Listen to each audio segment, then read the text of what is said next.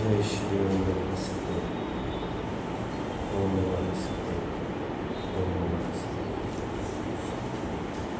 नमो अरहंताणं नमो सिद्धाणं नमो आयरीताणं नमो वरक्षाणां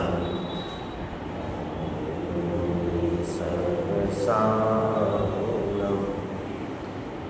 ओंकारबिंदुसंयुक्तं नित्यं ध्यायन्ति योगिनः कामदं मोक्षदं चैव ओंकाराय नमो नमः अविरतसद्गनौघ प्रक्षालितसकलभूतलमलकलङ्का मुनिभिरुपासिततीर्थः सरस्वती हरतिनो दुरिताम् अज्ञानतिमिरान्धानां ज्ञानाञ्जनशलाकया चक्षुरुन्मीलितं येन तस्मै श्रीगुरुवे नमः।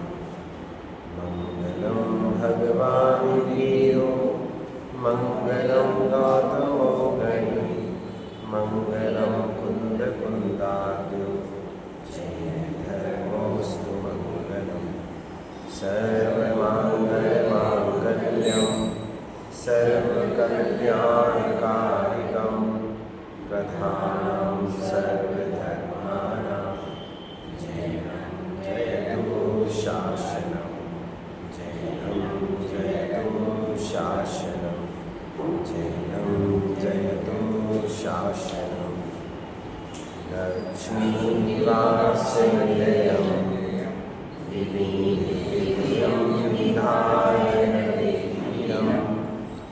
आत्मानुशासनमहं मोक्षाय मायायानाम्।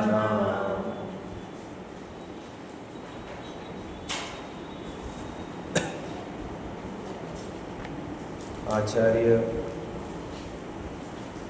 गुणभद्र स्वामी के द्वारा लिखा गया आत्मानुशासन नामक ग्रंथ है और लगातार इस ग्रंथ के माध्यम से हम अपने आप पर शासन कैसे कर सकते हैं, ऐसे नित्य नूतन विषयों को ज्ञान का विषय बना रहे हैं, जान रहे हैं, समझ रहे हैं। कल तक जो बात हुई थी वह बात विषयाभिलाषा की व्यर्थता के संबंध में हुई थी कि विषयों की जो हमारी इच्छा है, विषयों को भोगने की जो इच्छा है, वह वास्तव में किसी काम की नहीं है, व्यर्थ है। किस अर्थ में व्यर्थ है? तो श्लोक दिया था कि जितनी भी इस जीव की इच्छाएं हैं, इच्छा रूपी इसका गड्ढा है, गड्ढा गर्त, वो इतना बड़ा है कि विश्व की सारी भोग सामग्रियाँ छोड़िए, पूरा विश्व अणु के समान है, पूरा का पूरा विश्व अणु के समान है। जितना भी सामग्रियाँ हैं विश्व की, वे सब अणु के समान है। और यदि मिल भी जाए, किसी के लिए मिल भी जाए, तो फिर किसको, कितनी, क्या, कैसी मिलेंगी। इसीलिए किसी भी प्रकार से ये विषयों की इच्छा करना व्यर्थ है, कोई सारभूत चीज़ नहीं है। और यदि विषयों को भोगने की इच्छा है भी, तो वह वास्तव में पाप की प्रवृत्ति है, पाप रूप परिणति है। इसीलिए यहाँ ये बात बड़ी मुख्यता से लिखी कि भैया विषयों की अभिलाषा व्यर्थ है। जब विषयों की इच्छा व्यर्थ है तो फिर आगे कहा कि पुण्य का उपार्जन करो, पुण्य के उपार्जन की प्रेरणा दी। यदि वास्तव में कुछ करना ही है तो पुण्य कमाओ, पुण्य एकत्रित करो। क्यों पुण्य एकत्रित करो? इसीलिए पुण्य एकत्रित कीजिएगा क्योंकि पुण्य के एकत्रित करने से सब मिलेगा। जिस चीज को आप चाहते हैं, चाहने से नहीं मिलता। यदि किसी चीज को चाहते हैं ना, कितनी कोशिश कर लीजिए नहीं मिलेगी। यदि पुण्य के उदय में होगी तो जरूर मिल सकती है। करने से मिल, चाहने से नहीं होती है, चाहने से नहीं होती है। तो इसीलिए यहाँ ये बात कही कि भैया पुण्य का उपार्जन करो, पुण्य का उपार्जन करो। और पुण्य के उपार्जन करने की प्रेरणा दी। पहले भी देखिएगा, अपन ने जो श्लोक पढ़े हुए हैं, जैसे 31 नंबर का श्लोक पढ़ा था, जिसमें ये लिखा था कि पुण्यम कुरुष्व, शुरू में ही शब्द दिया कि पुण्य करो। क्यों पुण्य करो? क्योंकि पुण्यशालियों का उपसर्ग भी दुखदायक नहीं होता है। फिर आगे 32 नंबर के श्लोक में भी इसी प्रकार की चर्चा की थी कि पुण्योदय के बिना पुरुषार्थ भी कार्यकारी नहीं है। तो ये जो निरंतर विषय चल रहा है, वो निरंतर विषय पुण्य के उदय के संबंध में, पुण्य कमाने के संबंध में चल रहा है। पुण्य का उदय आएगा तो किसी भी प्रकार से कोई परेशानी इस जीव को होने वाली नहीं है। यदि पुण्य का उदय है तो दो एक से जीवों को कोई बीमारी हो जाए और एक का पुण्य का उदय और एक का पाप का उदय है, तो पुण्य के उदय वाले जीव की फटाफट वो चीज सही हो जाएगी और पाप के उदय वाले की वो लंबे समय तक चलती रहेगी। बीमारी दोनों की एक सी है। एक छोटे से मेडिकल से दवाई लेकर के निर्वृत्त हो जाएगा, हो गया काम खत्म। और एक डॉक्टरों के चक्कर लगा रहे तो सही नहीं हो रहा है। तो ये व्यवस्था क्या है भाई साहब? ये व्यवस्था है पुण्य और पाप की। इसीलिए यहाँ ये बात कही कि पुण्य कमाओ, पुण्य संचित करो। यदि हमारे पल्ले में पुण्य होगा तो बहुत कुछ प्राप्त हो जाएगा। इसीलिए पुण्य उपार्जन की प्रेरणा यहाँ दे रहे हैं। कल अपन सभी ने उत्थानी का पढ़ी हुई थी। एक बार केवल उत्थानी का पढ़ करके श्लोक से चर्चा प्रारंभ करते हैं। मुनिराज विषय सुख को छोड़कर महापुण्य का उपार्जन करने के लिए प्रवृत्ति करते हैं। इस विषय सुख की प्रवृत्ति से भव में नवीन शरीर धारण करना पड़ता है। इसलिए जो आत्म कल्याण में प्रवीण है वे सोच विचार करके आत्म कार्य में प्रवृत्ति करते हैं। लोक में समस्त प्रभाव पुण्य का ही फल है, यह बात आगामी छंद में कहते हैं। जितना हमें दिखाई देता है लोक में प्रभाव, वो सब पुण्य के उदय के कारण दिखाई देता है। जो जीव धर्म करके पुण्य कमाते हैं वो भी पुण्य है। जो धर्म करते हैं ना, धर्म की क्रियाएं करते हैं, सम्यक दर्शन किया, ज्ञान किया, व्रतशील संयम धारण किए, उसके प्रतिफल में जो उस जीव ने पुण्य संचित किया है वो पुण्य कहाँ जाएगा? किसी दूसरे के पाले में थोड़ी चला जाएगा भैया। वो तो उसी जीव के पास रहना है। तो जब उसी जीव के पास रहना है तो उदय में भी तो आएगा जब उसने कमाया है। तो आज किसी जीव ने बिल्कुल निर्वांछक रूप से दान दिया, कोई इच्छा नहीं थी, दान दिया, उसने केवल 10 रुपए का दान दिया। तो उसने जो 10 रुपए का दान दिया हुआ है, उस 10 रुपए की जो उसका राग छूटा हुआ है, राग की प्रवृत्ति छूटी हुई है, तो उसका कहीं ना कहीं किसी कर्म की गणित में पुण्य रूप कर्म कमाए होंगे ना, पुण्य कमाया होगा ना। तो जब पुण्य कमाया है तो वो कहीं उदय में भी आएगा। और भाई साहब ये बहुत अच्छी व्यवस्था है। कितना कमाया है ये नहीं है, हो सकता है कमाया कम हो उदय में ज्यादा आ जाए। कमाया कम हो, क्यों भाई साहब? संचित किया ना वो धीरे धीरे करके उदय में ज्यादा हो जाए। अब हम ये तो नहीं कह सकते चक्रवृद्धि ब्याज लग जाएगा, लेकिन कर्म की व्यवस्था की दृष्टि से कि भाई हो सकता है कि कमाया थोड़ा और लाभ ज्यादा मिल जाए, या ऐसा भी हो। क्यों? क्योंकि भाई साहब कर्म का बंधन कैसा हुआ है ये तो कर्मों पे निर्भर करता है ना। भाई जैसे अपन कितने उदाहरण पढ़ते हैं, कितनी कहानियां पढ़ते हैं प्रथमान युग में कि किया तो 6 समय के लिए या 6 मिनट के लिए उदय में आया, 6 माह का, है ना। छिपाया 22 मिनट के लिए, उदय आया 22 वर्ष का। तो क्रिया तो की गई इतनी सी, लेकिन उदय है शैलेंद्र भाई, उदय कितना 22, प्रतिमा कितनी देर के लिए छिपाई थी? 22 मिनट के लिए। और वियोग कितने वर्ष के लिए हुआ? 22 वर्ष के लिए। कहाँ 22 मिनट और कहाँ 22 वर्ष? कहने का मतलब यह है कि भाई सब कार्य छोटा सा किया गया है, निर्वांछक रूप से दान छोटा सा दिया गया है, लेकिन जिन भावों के साथ वो दान दिया गया है उन भावों का फल कितना उत्कृष्ट लगेगा और क्या भविष्य में मिलेगा ये नहीं कहा जा सकता। इसीलिए यहाँ ये बात कही जा रही है कि लोक में समस्त प्रभाव पुण्य का ही फल है।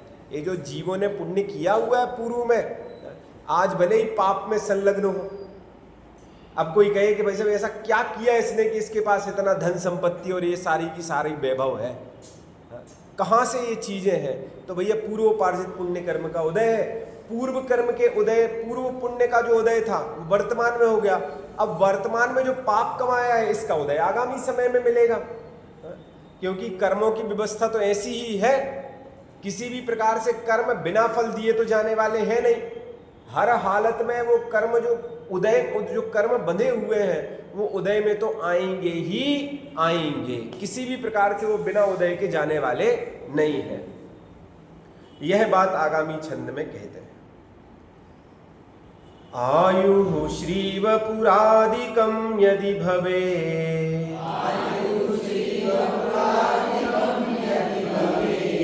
पुण्यम पुरोपार्जितम,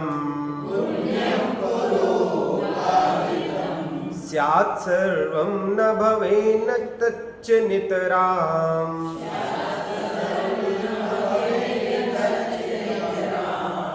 आयाति तेऽप्यात्मनि इत्यार्यः सुविचार्य कार्यकुशलः।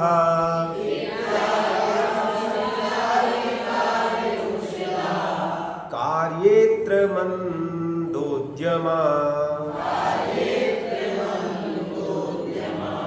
द्रागागामि भवार्थमेव सततम्।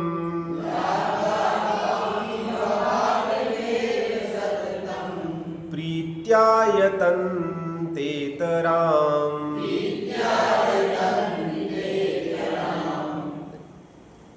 आयुः श्री वपुः आदिकम।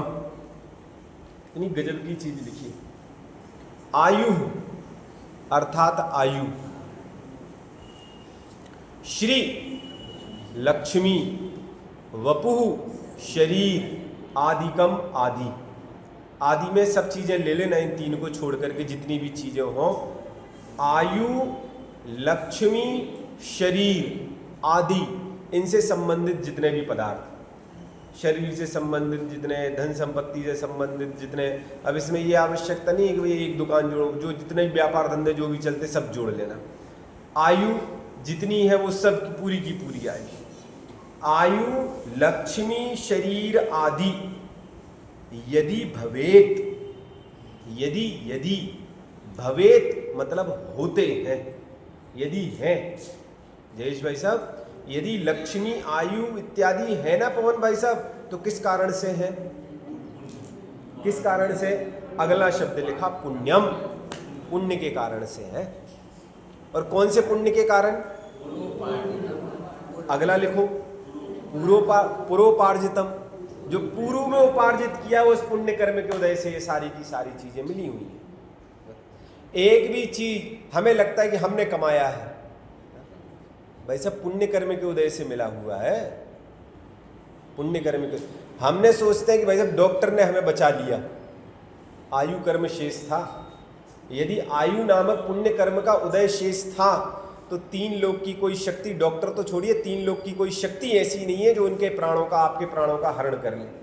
यदि पुण्य कर्म का उदय और आयु कर्म, आयु जनित पुण्य कर्म का उदय है तो कहाँ, शायद पुरुषार्थ सिद्धि उपाय में पढ़ा था,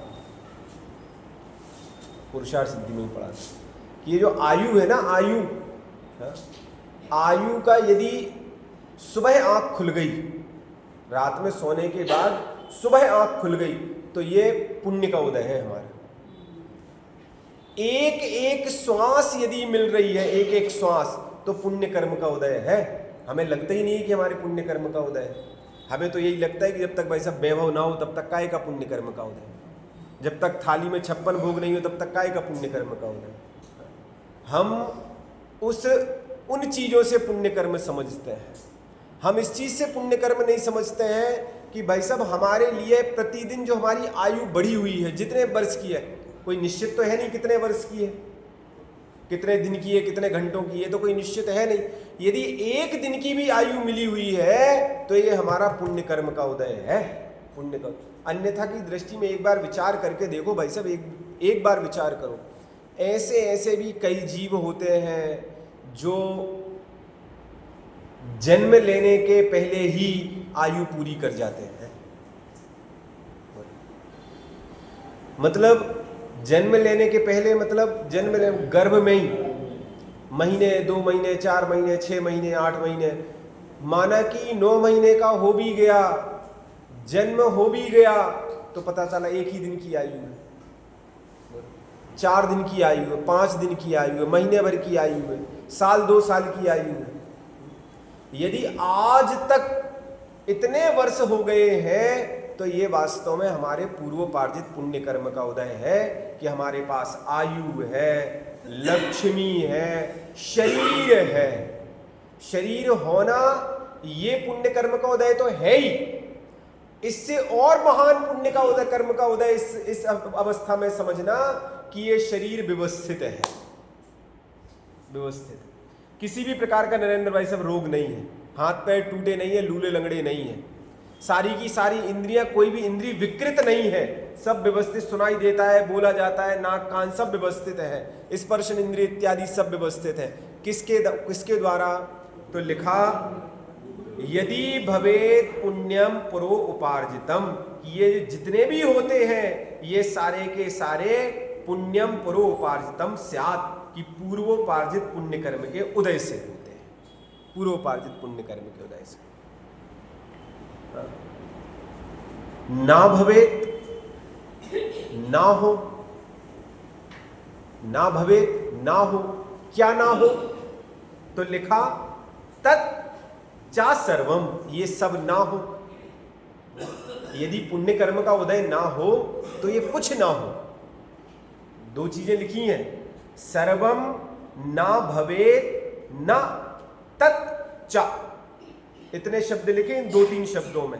सर्वम अर्थात सभी कुछ, ना अर्थात नहीं, भवेत अर्थात हो, सब कुछ ना हो। मतलब यदि ये जितनी चीजें कही ना, पूर्व आयु, लक्ष्मी, ये जितनी भी चीजें सब ना हो, कब ना हो? तत् ना, यदि वह ना हो, वह मतलब पुण्य ना हो।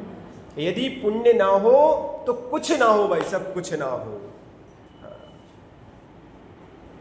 नितराम आयाति ते प्यात्मनि, नितराम आयाति ते अपि आत्मनि, इसीलिए आत्मनि अर्थात आत्मा को नितराम बहुत अधिक, आयाति ते कष्ट देने पर भी, बहुत अधिक कष्ट देने पर भी क्या लाभ है, मतलब क्या फायदा है? आत्मा को क्यों कष्ट दिया जाए जब सारी की सारी चीजें पूर्व पुण्य कर्म के उदय से मिलनी है? तो पुण्य कमाओ ना भाई साहब, और पुण्य कमाओ मतलब ये बड़ी विडंबना वाला काम है। एक तरफ तो आचार्य पुण्य को भी हे कहते हैं कि पुण्य भी कार्यकारी नहीं है, और दूसरी तरफ ही आचार्य कहे कि पुण्य कमाओ। हाँ, एक तरफ यदि अध्यात्म की पराकाष्ठा में जाएंगे, कुंद कुंद स्वामी को पढ़ेंगे, अमृतचंद्र स्वामी को पढ़ेंगे, तो वो कहेंगे पुण्य पाप तो सब है। और गुणभद्र स्वामी कह रहे कि पुण्यम कुरुस्स, पुण्य कमाओ। है क्यों कमाओ? क्योंकि ये सारी की सारी चीजें पुण्य के उदय से मिलनी है। भैया स्थिति ऐसी है कि जीव की अवस्था की दृष्टि से बात की है। हम जिस भूमिका में है उस भूमिका में तो पुण्योपार्जन करने की प्रेरणा दी है कि पुण्य का उपार्जन करो। जब ये बात समझ में आ जाए तो फिर पुण्य को भी हे जान लेंगे, पुण्य को भी छोड़ लेंगे, लेकिन अभी तो पुण्य के उपार्जन करने की प्रेरणा दी है। बहुत अधिक आत्मनि आयाति ते अपि, बहुत अधिक आत्मा को कष्ट देने पर भी कुछ भी हो, किसी भी प्रकार से वो जितनी चीजें हैं उनको ग्रहण करो, छोड़ो मत। इत्यार्यः सुविचार्य कार्य कुशलः कार्येत्र मंदोद्यमा इति, इस प्रकार कार्य कुशलः आर्यः, कार्य कुशलः अर्थात कार्य में कुशल, आर्यः पुरुष, आर्य पुरुष, भद्र पुरुष, सुविचार्य, सु अर्थात अच्छी तरह से, विचार्य अर्थात विचार करके, इस प्रकार कार्य में कुशल पुरुष अच्छी तरह से विचार करके कार्येत्र मंदोद्यमा, अत्र कार्ये, यहां यहां यहां मतलब इस लोक में, इस संसार में, कार्य अर्थात कार्यों में मंद्योद्यमा, मंद उद्यमी होता है। मंद अर्थात धीरे धीरे, उद्यमी अर्थात कार्य करता रहता है। ये सब विचार करके जीव निरंतर कुछ ना कुछ पुण्य का कार्य करता रहता है। क्यों? क्योंकि वैसे पुण्य से ये सारी की सारी चीजें मिलनी है ना। हम सब कुछ तो दान नहीं दे सकते, बोलो, जितनी संपत्ति है सब दे सकते हैं? नहीं दे सकते। एक साथ भी पूरा नहीं दिया जा सकता, तो करते क्या है? थोड़ा थोड़ा, जितनी जैसी सामर्थ्य है भाई, कहीं 1100 की, कहीं 11,000 की, कहीं 21,000 की, कहीं 5100 की, कहीं लाख की, जैसी क्षमता होती है उस क्षमता के अनुसार कार्य करते रहते हैं। अब जो कार्य करते हैं उतनी जाति का पुण्य भी संचित हो जाता है। तो मंद गति से उद्यम, धीरे धीरे धीरे धीरे उद्यम इस कार्य को करने में लगा हुआ है।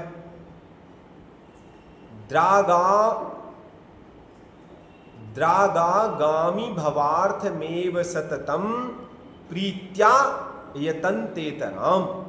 द्राक, द्राक अर्थात शीघ्र ही, आगामी भव अर्थम एव, आगामी अर्थात आने वाले, भव अर्थात भव पर्याय शरीर, अर्थ अर्थात के लिए, एव अर्थात ही। द्राग शीघ्र ही, आगामी भव अर्थम एव, आगामी भव के लिए, सततम लगातार लगातार, प्रीत्या प्रीति पूर्वक, प्रीति से, यतन्ते तराम, यतन्ते तराम अर्थात यत्न करते हैं, आगामी भव के लिए धीरे धीरे। जो तीसरी पंक्ति में अंतिम शब्द लिखा था ना, मंदोद्यमा, आगामी भव के लिए धीरे धीरे धीरे धीरे ये सारे के सारे कार्यों में वह जीव प्रयत्नशील रहता है। श्लोक समझ में आया? आया कि नहीं आया? थोड़ा थोड़ा आया? आया? कोई बात नहीं, कोई बात नहीं, मतलब छोड़ नहीं रहा हूं मैं, समझा के तो दम लूंगा। हाँ, एक बार और, एक बार यहाँ भी और एक बार अभी हिंदी पढ़ेंगे तो हिंदी में और स्पष्ट हो जाएगी वो चीज़, क्योंकि संस्कृत अपनी मूल भाषा नहीं है ना, तो थोड़ा सा कठिन लगता है। हिंदी मूल भाषा तो हिंदी बड़े जल्दी आराम से समझ में आ जाता है, हिंदी से भी समझा देंगे, संस्कृत मूल है तो मूल से भी एक बार और देख लेते हैं। आयु श्री वपुरादिकम यदि भवेत पुण्यम पुरोपार्जितम, कि जो यदि भवेत, यदि हो, क्या हो? पुण्यम पुरा उपार्जितम, पूर्वोपार्जित पुण्य का उदय हो, तो आयु श्री वपु आदिकम स्यात्, आयु भी होती है, लक्ष्मी भी होती है और शरीर आदि भी होता है, व्यवस्थित होता है सब। सर्वम ना भवेत, न तच्चा, न तच्चा, यदि वह ना हो, क्या ना हो? पुण्य कर्म का हो, ये अपेक्षा समझनी पड़ेगी। तत् नाचा, वह ना हो, तो सर्वम ना भवेत, सब कुछ ना हो, कुछ भी ना हो। यदि पुण्य कर्म का उदय ना हो तो भाई सब कुछ नहीं है। हाँ, यदि शरीर शिथिल पड़ जाए, किसी बीमारी से ग्रसित हो जाए, तो यहां स्वाध्याय में आने लायक ना बचे, बोलो। यदि किसी भी प्रकार से पैर फ्रैक्चर हो जाए, हाथ फ्रैक्चर हो जाए, कुछ भी हो जाए, स्वाध्याय वन में आने लायक ना बचे तो भाई साहब ये है क्या? पाप कर्म का उदय है, आ गया पाप कर्म का उदय, क्या किया जाए? इसीलिए तत् नाचा, यदि वह ना हो, पुण्य कर्म का उदय हो, पुण्य कर्म का उदय ना हो तो सर्वम ना भवे, तो सब कुछ नहीं होगा। इसीलिए पुण्य कमाओ और नितराम आयातिते आत्मनि, आत्मा को अत्यधिक कष्ट देने में कोई लाभ नहीं है। आत्मनि अर्थात आत्मा को अत्यंत कष्ट भी हो तो भी, सॉरी गलत अर्थ हो रहा है, आत्मनि नितराम आयाति, आत्मा को अधिक कष्ट हो तो भी पुण्य कमाओ, तो भी पुण्य कमाओ, कैसे भी करके पुण्य कमाओ। क्यों? क्योंकि पुण्य भाई साहब शरीर से तो होना नहीं है, पुण्य शरीर से तो होना नहीं है, जो हमारे परिणाम है, जो हमारे भाव है, उससे पुण्य होना है। इसीलिए व्रत, शील, संयम, त्याग जितना हो सके उतना करने पर भी पुण्य कमाओ। किसी भी प्रकार से पुण्य करने से पीछे ना रहो। वैसे ये मत कहो कि हमारी सामर्थ्य नहीं है, ये मत करो कि हमारी क्षमता नहीं है, हमसे नहीं होता है, हम परेशान हो जाते हैं। परेशान हो रहे हो जाओ, कोई दिक्कत नहीं, लेकिन फिर भी पुण्य कमाओ। क्यों? क्योंकि यदि पुण्य कमाएंगे तो ये सारी की सारी चीजें मिलेंगी।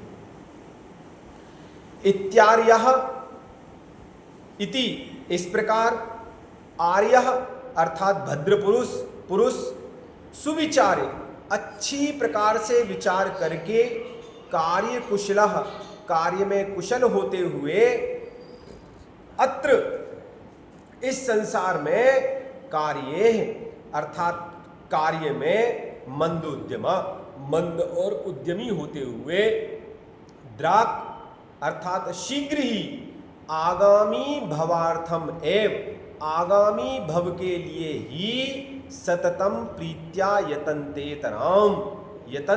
इतराम, सततम शीघ्र ही प्रीति पूर्वक वह यत्न करते हैं। आयु श्रीवपुरादिकं यदि भवेत्, पुण्यं पुरोपार्जितं, स्यात् सर्वं न भवेन्न तच्च नितरा,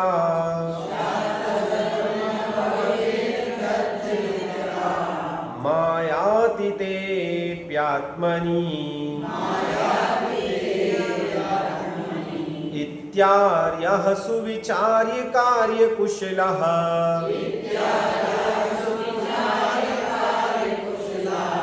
कार्येत्र मंदोद्यमा, द्रागागामि भवार्थमेव सततम्,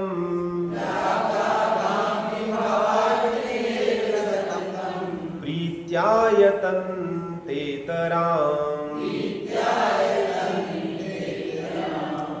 पूर्व पुण्य से सहज प्राप्त हो, आयु लक्ष्मी सुंदर तन, पुण्योदय बिन मिले नहीं, कर ले जितने अति कष्ट सहन,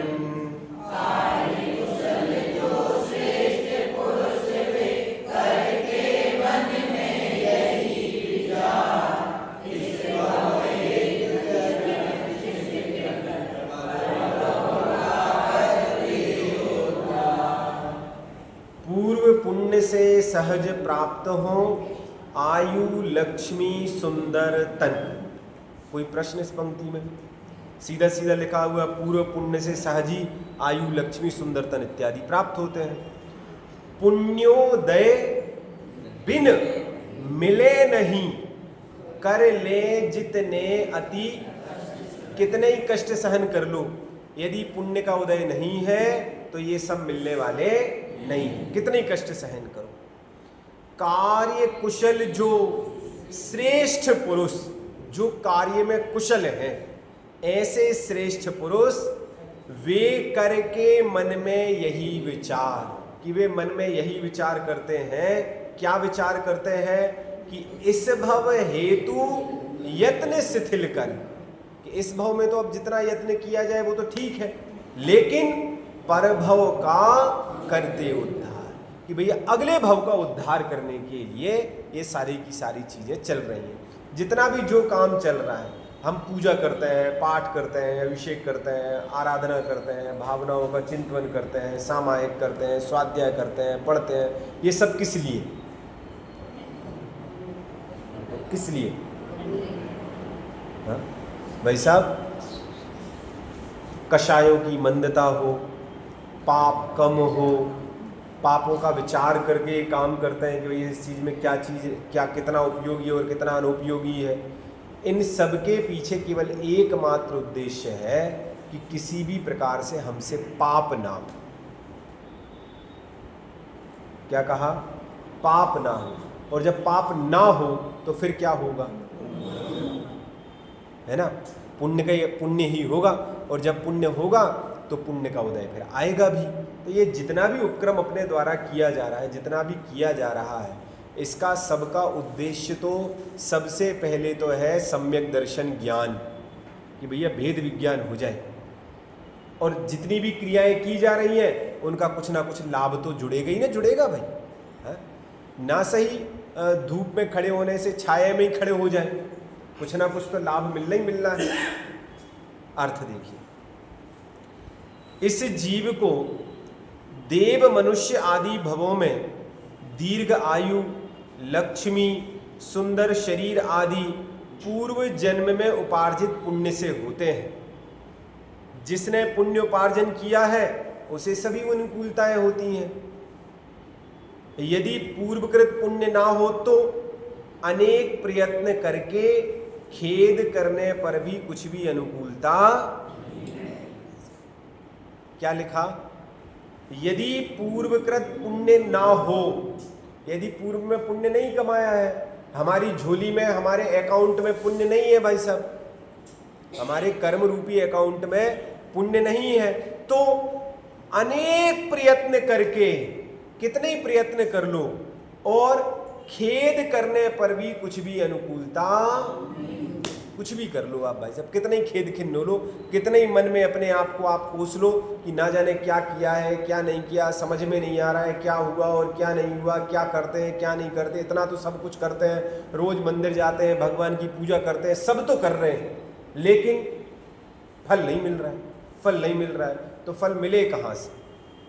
फल तो मिलता है पुण्य के उदय से, और वो तो अपना बैलेंस माइनस में है या बराबर में है, जो भी स्थिति है, तो मिले कहाँ से भाई? जितना पुण्य बधा हुआ उतना तो मिल रहा है, उतना तो मिल रहा है।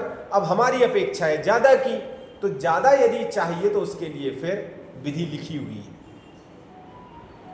इसीलिए कार्य कुशल पुरुष भली भांति विचार करके वर्तमान भव संबंधी कार्य में मंद उद्यमी होते हैं, और आगामी भव के कार्य में तत्काल प्रीति सहित निरंतर अत्यंत प्रयत्न करते हैं। हाँ? यदि इसका थोड़ा सा इसमें एक कॉमा लगा दिया जाए ना, कहाँ कॉमा लगा दें कि कार्य कुशल पुरुष भली भांति विचार करके वर्तमान भव संबंधी कार्य में मंद और उद्यमी होते हैं आगामी भव के कार्य में। कि भाई साहब वर्तमान में तो जितना पूर्व में पुण्य बना था हो ही गया अब तो काम, लेकिन अब आगे तो अब आगे जो वर्तमान में हमारे पास है उनकी परिस्थिति में तो परिवर्तन किया नहीं जा सकता। बोलो हो सकता है?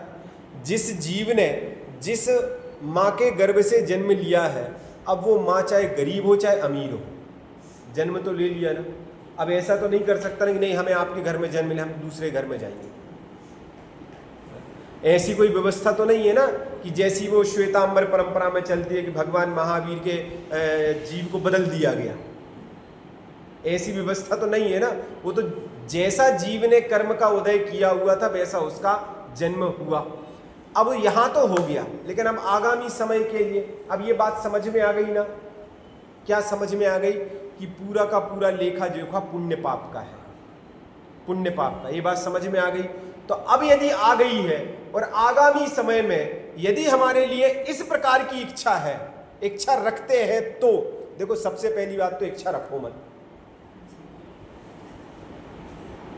क्या कह रहे हैं भाई साहब? इच्छा रखो मत। क्यों पंचेंद्रिय के विषय भोगों की इच्छा की जाए? अतीन्द्रिय सुख की इच्छा रखो ना, यदि रखना ही है तो। इंद्रिय सुख की इच्छा क्यों रखें? फिर भी यदि जिस काम के लिए अतीन्द्रिय सुख मिलेगा, जिस काम से यदि वो कार्य नहीं हो पा रहा है, तो उसके लिए यदि इंद्रिय सुख की वांछा भी करते हैं, तो लिखा भाई साहब पुण्य कार्य में उद्यमी हो और आगामी भव के कार्य में तत्काल प्रीति सहित निरंतर अत्यंत प्रयत्न करते हैं। भावार्थ, जितने पूर्व भव में दया, दान, तप आदि से विशेष पुण्य का उपार्जन किया हो, उसे ही दीर्घ आयु, सुंदर शरीर आदि विभूतियां होती हैं। और जिसने पुण्य उपार्जन नहीं किया, वह बहुत प्रयत्न करके अति खेद खिन्न हो तो भी उसे कुछ प्राप्त नहीं होता। लीजिए, दोनों की दोनों चीजें स्पष्ट। भावार्थ क्या लिखा है कि पूर्व में जिसने क्या किया? दया की। दया की किस पर दया की? जीवों पर दया की, अपने पे दया की, अपने पे दया की। अपने पे दया करने का अर्थ भाई साहब, हाँ भैया, अपने पे दया करने का मतलब यह है कि अपने आप को जीव माना, अपने आप को जीव माना। और जैसे हमें दूसरे जीव बेचारा बहुत कष्ट में है, बेचारा तड़फ रहा होगा, अस्पताल में क्या स्थिति हो रही होगी उसकी, एक्सीडेंट हो गया, हाथ पैर बहुत टूट गए, उसके ना जाने कितना दर्द हो रहा होगा। जैसे हमें दूसरे जीवों की पीड़ा दिखाई देती है, वैसी हमें अपनी पीड़ा भी दिखाई देनी चाहिए।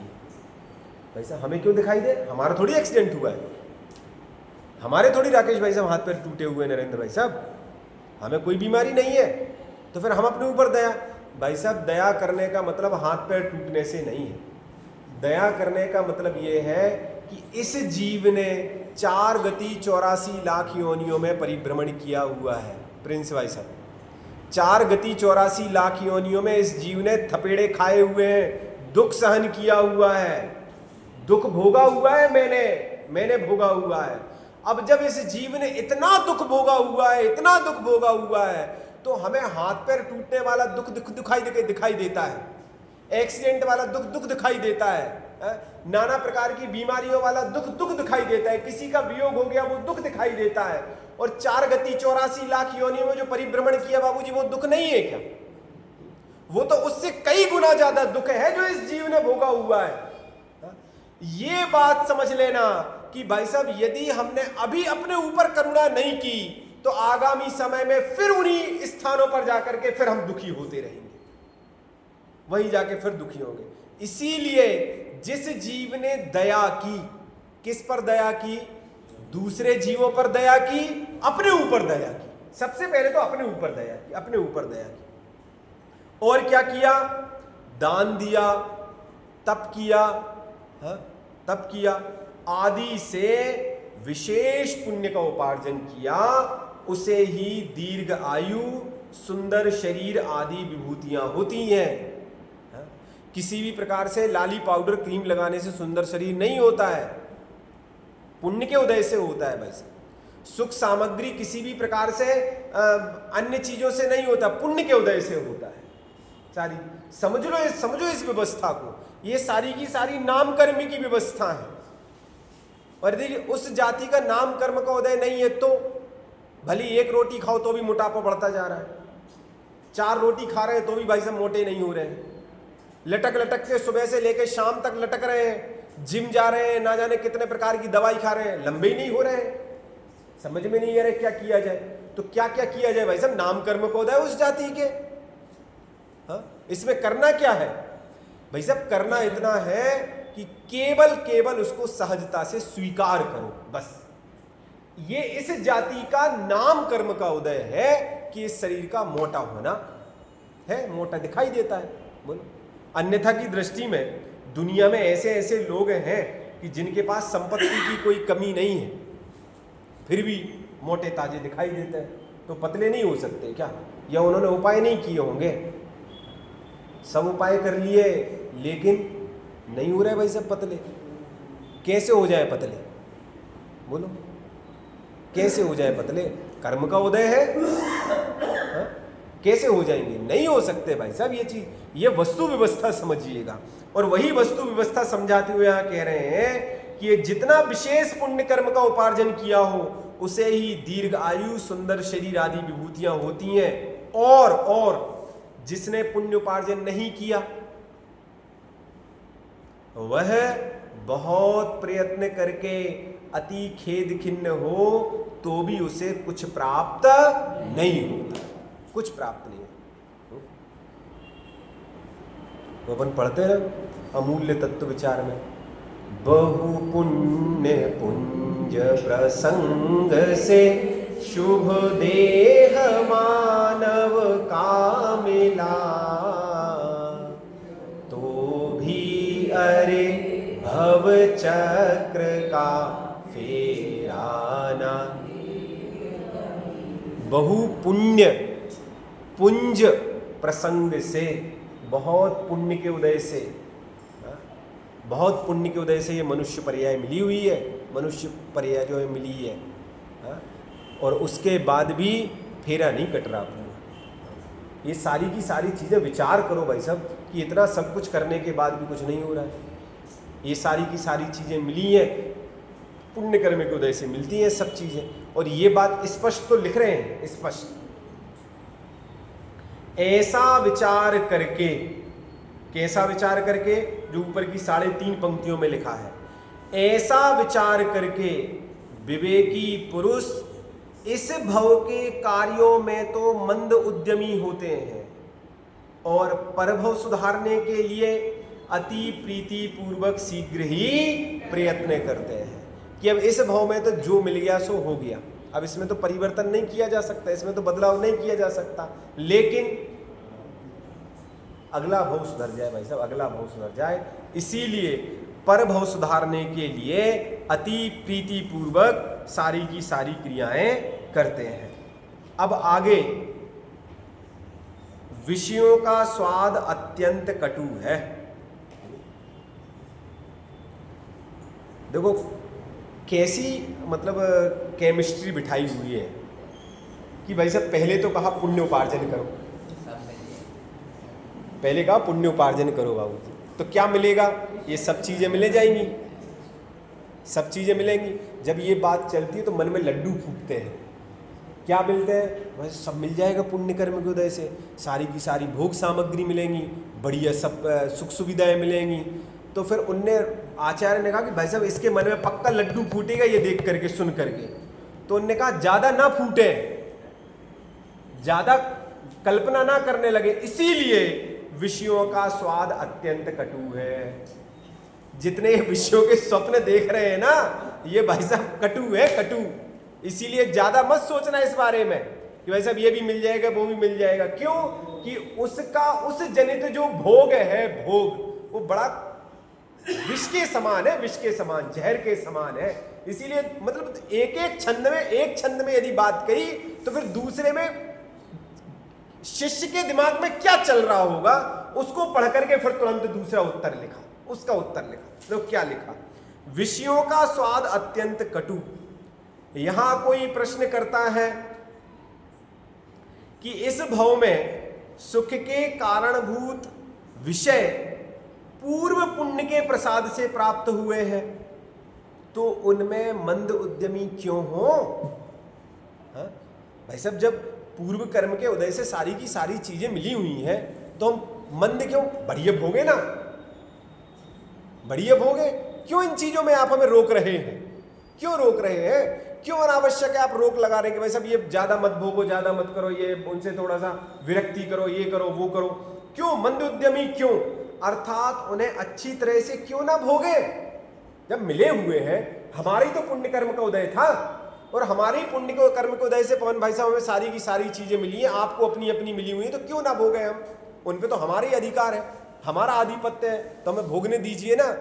तो फिर लिखा कि भाई साहब इस आशंका का समाधान करते हैं। क्या समाधान करते हैं? वैसे यदि भोगोगे ना तो फिर भोगने के चक्कर में आगामी भव के लिए जो पुण्य कमाना है वो नहीं मिलेगा आपको। क्यों? क्योंकि आप तो भोगने में ही लगे रहोगे। आपका तो पूरा का पूरा समय उसी में चला जाए, खाना पीना घूमना फिरना इसी में खत्म हो गया। तो फिर आप पुण्य कैसे कमाओगे? और यदि पुण्य नहीं कमाओगे तो फिर ये चीजें जो आज वर्तमान में मिली है वो आगामी पर्याय में फिर कैसे मिलेंगी?